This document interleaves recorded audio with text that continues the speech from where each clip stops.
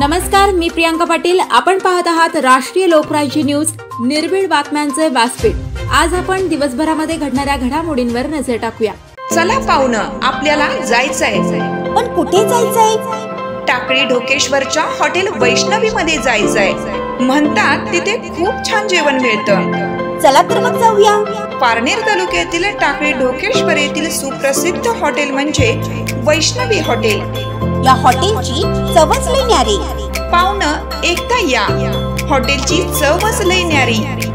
अस्सल मांसाहारी प्रेमींच्या जिभेचे चोचले आता पूर्ण होणार, ते फक्त हॉटेल वैष्णवी मध्ये। या ठिकाणी सर्व प्रकारच्या पार्टीच्या ऑर्डर स्वीकारल्या जातील। प्रोप्रायटर संतोष रंगनाथ ठाणगे। संपर्कासाठी मोबाईल नंबर 8830578505। या हॉटेलचा पत्ता नगर कल्याण हायवे, पारनेर चौक, टाकळी ढोकेश्वर, तालुका पारनेर, जिल्हा अहमदनगर।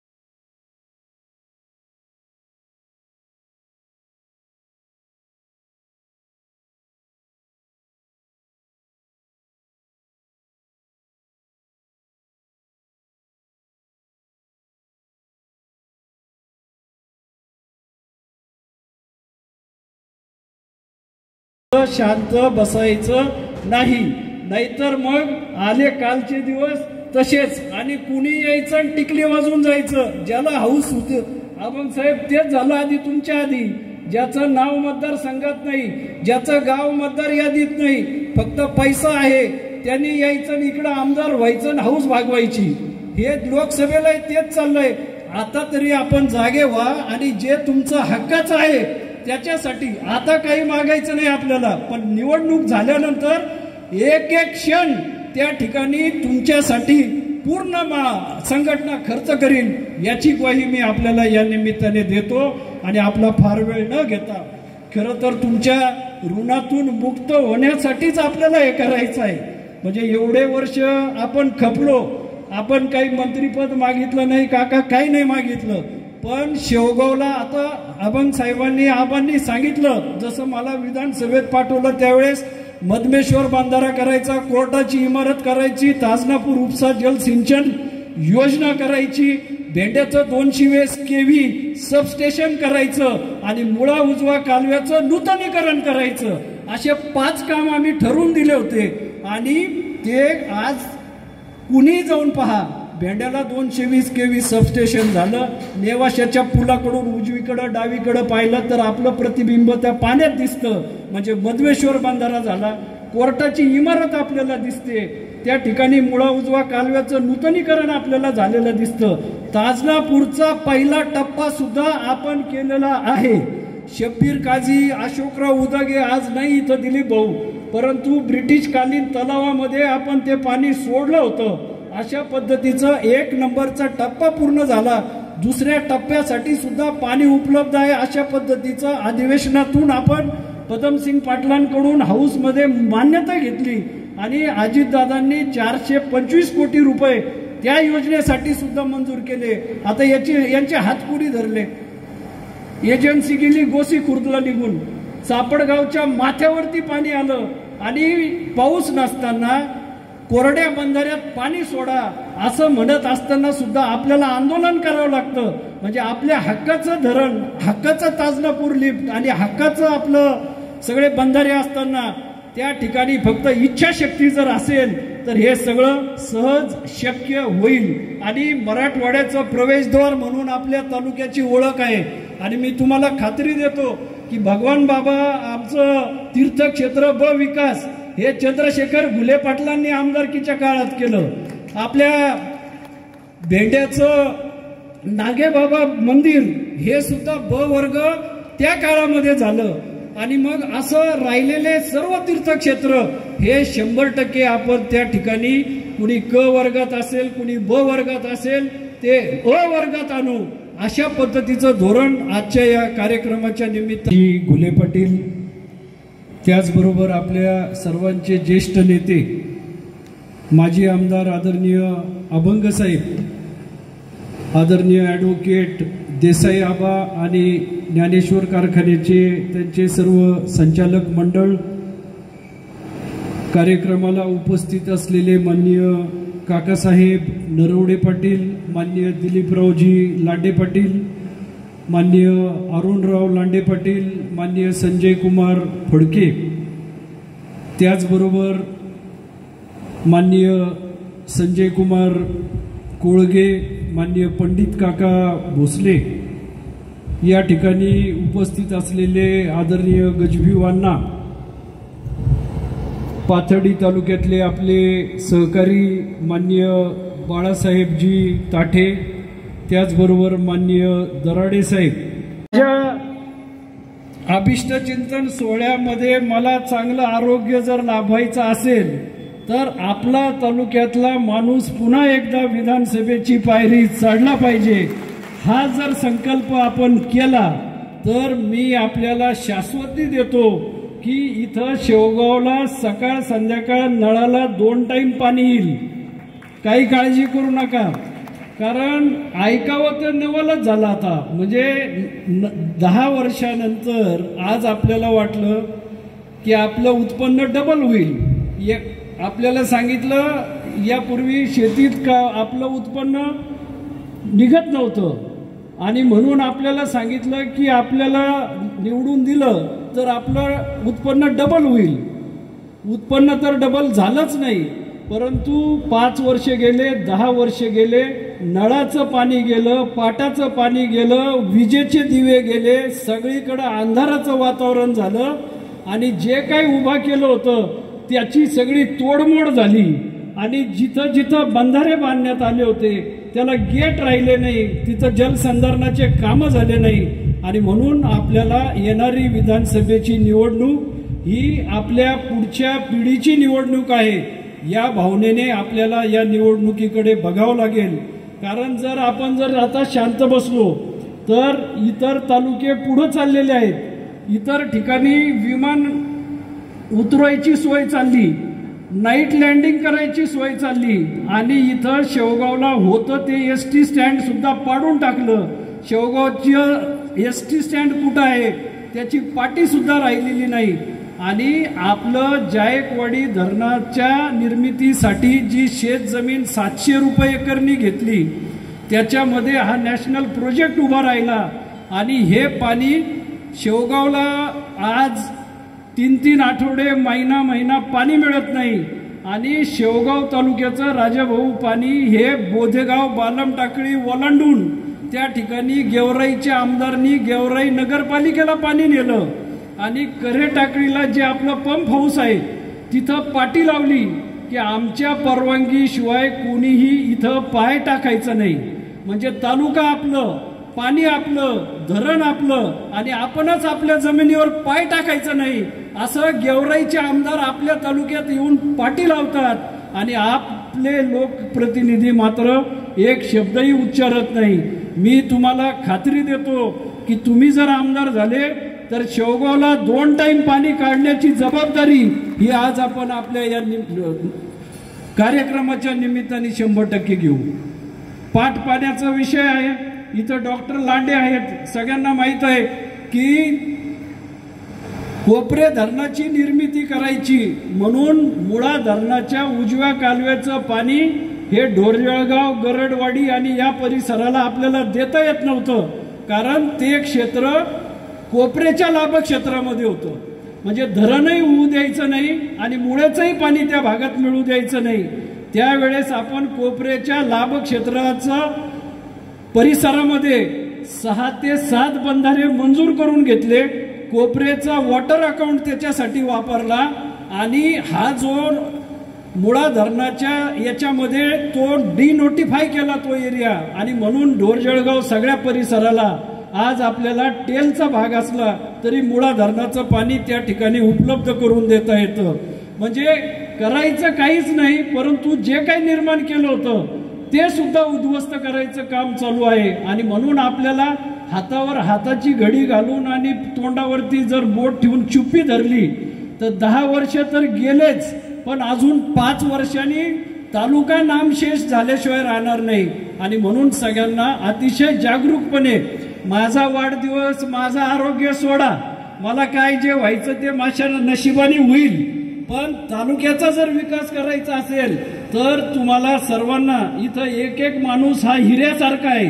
इथं या माणसांनी 50-50 वर्ष बाकीचे कारखाने अधोगतीला गेले आणि आपला कारखाना आज पहिल्या 5 मध्ये आलेला आहे. तर आताच्या फोडाप्रमाणे साहेबांनंतर या माणसांनी संस्था सांभाळलेल्या आहेत आणि ते ज्या वेळेस सांगतात त्यावेळेस तुम्ही कुठेही पहा राज्यात 288 मतदारसंघाचा आपल्या राज्याचा कॅनव्हास आहे आणि त्या ठिकाणी ज्या भागामध्ये तिथं आमदार असेल त्या भागाचाच विकास झालेला आहे. नाहीतर आपलं रणांगण होतं, निवडणुका येतात, कोण कोणत्या पक्षाचं कोण याचं आता त्याला काही अर्थ राहिलेला नाही. आपला माणूस बघायचा आणि त्या ठिकाणी त्याला विधानसभेमध्ये लोटण्याचं काम हे उमेदवाराचं नाही तर आपल्या सगळ्यांचं आहे. मी आपल्याला प्रांजळपणे सांगतो की हा जर निर्णय आपण घेतला तर याच्यामध्ये पूर्ण राज्यामधून सगळ्या योजना, सगळा अर्थसंकल्प आपल्याला आपल्या भागामध्ये आणता येईल. कारण कुणालाही मंत्री व्हायचं म्हणून आमदार व्हायचं अशी कोणाची हौस नाही. त्या ठिकाणी प्रश्न एवढे पडलेले आहेत की नगरपालिका सारखं तालुक्याचं ठिकाण म्हणजे शेवगाव ग्रामपंचायत असताना चांगला निधी येत होता, 10 वर्षात नगरपालिका झाली, अजून कुठलाही निधी त्या ठिकाणी आलेला नाही. आपण DYSP कार्यालय ज्यावेळेस पोलीस डिपार्टमेंटचं डिसेंट्रलायझेशन झालं, फौजदारी पोलीस कंप्लेंट करायची असेल तर श्रीरामपूरला जावं लागायचं. आपण शेवगाव, पाथर्डी आणि नेवासा याच्यामध्ये भौगोलिकदृष्ट्या शेवगाव सेंटर प्लेस आहे म्हणून DYSP कार्यालय मंजूर केलं. DYSP ऑफिस या ठिकाणी झालं. दुसऱ्या बाजूला ज्या वेळेस प्रांत कार्यालय करण्याचा निर्णय झाला त्यावेळेस शेखर भाऊ आमदार नव्हते आणि त्यावेळेस आपल्या तालुक्यामध्ये सुसज्ज तहसील कार्यालयाची इमारत असताना सुद्धा त्या ठिकाणी प्रांत कार्यालय हे बाभुळगावच्या जुन्या डाक बंगल्यावर नेऊन घेतलं. आणि शासनाकडे जर कुठलाही प्रस्ताव पाठवायचा असला, ग्रामपंचायतचा असेल, तुमच्या नगरपालिकेचा असेल, तर तो राजाभाऊ तहसीलदारकडून प्रांत कार्यालयात जातो आणि प्रांत कार्यालयाच्या सही शिक्क्याशिवाय कुठल्याही ग्रामपंचायतचा ठराव हा कलेक्टरकडे जात नाही. आणि जर बाभुळगाव आपल्यापासून आणि त्यात तो डाक बंगला इतक्या लांब असताना इथं तहसीलदारच्या डोक्यावरच तिथं दुसरं ऑफिस केलेलं होतं, त्याच्यावर खुर्ची ठेवली असती तर तिथं प्रांत बसले असते आणि त्या ठिकाणी त्यांचे लोकसभेमध्ये प्रतिनिधित्व करण्यासाठी ते पाठवण्यात यशस्वी झालेले आहेत. आणि त्याच पद्धतीनं उद्याच्या विधानसभेच्या निवडणुकीमध्ये सुद्धा आपल्याला हे काम करायचं. शेवगाव पाथर्डी तालुक्याला एक विकासाच्या मागे जाण्याची दृष्टी आहे, परंपरा आहे. स्वर्गीय मारुतरावजी घुले पाटील साहेबांनी जे काही उभा करून ठेवलेलं आहे त्याच्यामध्ये आज तुमची सहकारी जिनिंग प्रेस असेल, इतर तालुक्यामध्ये जे शेतकरी संघ होते ते खाजगी लोकांच्या नावावर झाले. साहेबांनी आम्हाला सांगितलं की बाळ हे आपलं नाहीये, हा उतारा सिटी सर्वे मध्ये जाऊन जरी माझं नाव असलं तरी तिथं तो शेतकरी संघाच्या नावावर करा. आणि तिथं 16 गुंठे जमीन नगरपालिकेच्या हद्दीतली आपण शेतकरी संघाच्या नावावर केली. तिथं तालुक्याचं दूध संघाचं ऑफिस आणि जिल्हा बँकेचं कार्यालय शासनाचं तिथं आज सुद्धा चालू आहे. अशा पद्धतीनं हा विकासाचा दृष्टिकोन घेऊन आपल्याला पुढे जायचं. आजी दादाला आपण आणलं होतं आणि त्यावेळेस ते डिव्हायडर आणि ते रस्ते केले. मग एकदा इकडं एका बोर्डाचं उद्घाटन, मग डिव्हायडरवरून उडी मारून दुसऱ्या बोर्डाचं उद्घाटन आपण केलं. आणि आज 15-20 वर्ष झाले तेच डिव्हायडर आणि तेच रस्ते शेवगावमध्ये आहे. त्याच्यामध्ये गमिलभर सुद्धा मुरुम पडलेला नाही. इतकी वाईट परिस्थिती त्या ठिकाणी जर आपला लोकप्रतिनिधी नसेल तर होते, हे आपण पाहिलेलं आहे. पाथर्डी तालुक्यात सुद्धा तीच शोकांतिका आता ताठे साहेबांनी सांगितलं. पटेलवाडा असेल तर इतर बंधारे असतील, रामराव चव्हाण वगैरे सगळ्यांबरोबर आम्ही गेलो आणि ज्या ज्या गावामध्ये वीज गेली नव्हती तिथं त्या गावामध्ये विजेच्या खांबाची मिरवणूक काढून शेखर भाऊंनी त्या गावामध्ये दिवे लावले आणि त्या ट्रान्सफॉर्मरचं उद्घाटन आपल्याला करावं लागलं. अशी परिस्थिती जर तिथं असेल तर आपल्याला पाथर्डी तालुक्याचे सहकारी आज इथं मोठ्या संख्येने उपस्थित आहे आणि उद्या या दोन्ही मतदारसंघाचा विकास करण्यासाठी आपला प्रतिनिधी तिथं पाठवायचा. ही खूनगाठ आणि ही वज्रमूठ आपल्याला त्या ठिकाणी बांधावी लागणार आहे. आणि मग तुम्ही सांगा ना, जर आडातच नसल तर पोहऱ्यात काय येणार आहे? तर आधी आपला आड भरला पाहिजे आणि भाऊमध्ये किती क्षमता आहे हे तुम्हाला चांगलं माहित आहे. म्हणजे शिवाजीराव नागवडे सारखा ज्येष्ठ माणूस, सहकारामध्ये 55 वर्ष काम केलेला माणूस हा शेवटच्या क्षणी साखर संघाचा अध्यक्ष झाला. चंद्रशेखरला शरद पवारांनी हाताशी घेतलं आणि लगेच म्हणले या खुर्चीवर बसा, तुम्ही साखर संघाचे अध्यक्ष व्हा. आणि 3 वर्ष आपला माणूस तिथं साखर संघाचा अध्यक्ष झाला. साखर संघाचा अध्यक्ष म्हणजे काय असतं? तिथं वसंतदादा पाटलाचा फोटो आहे साखर संघाचा अध्यक्ष, तिथं शंकरराव कोणे साहेबांचा फोटो आहे, तिथं विजयसिंग मोहिते पाटलांचा नाही त्यांच्या वडिलांचा फोटो आहे, शंकरराव मोहिते पाटलांचा फोटो आहे, तिथे बाळासाहेब विखे पाटलांचा फोटो आहे आणि तिथं एक तरुण होतकरू उमदा उमेदवार म्हणून शरद पवारनी चंद्रशेखर घुले पाटलांचा फोटो तिथं लावला. म्हणजे आपल्या तालुक्याचा हा अभिमान आहे का वाईट आहे? म्हणजे क्षमता असल्याशिवाय माणूस विखे पाटलांच्या, मोहिते पाटलांच्या आणि त्या ठिकाणी वसंतदादांच्या आणि कोल्हे साहेबांच्या बरोबर फोटो लावू शकतो का? मग हे तर सिद्ध झालं. विधानसभेत जर निवडून दिलं तर हे पाणी, वीज, रस्ता याला काहीच लागू नये, फक्त गव्हर्नमेंट मशिनरी हलवायला पाहिजे. राग मानू नका, परंतु असं कोणत्याही तालुक्यात झालं नाही की फौजदाराचा पट्टा चोरी जातो. आपल्या तालुक्यात फौजदाराचा जर पट्टा चोरी गेला तर कायदा व सुव्यवस्था काय राहणार आहे? राजाभाऊ, म्हणजे केलेल्या अभिष्ट चिंतन सोहळ्यानिमित्त ज्यांच्या शुभ हस्ते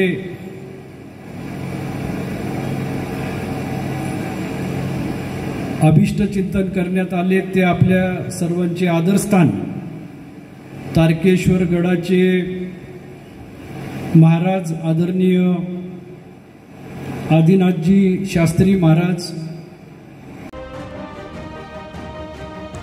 शेवगाव तालुका प्रतिनिधी सुरेश पाटील.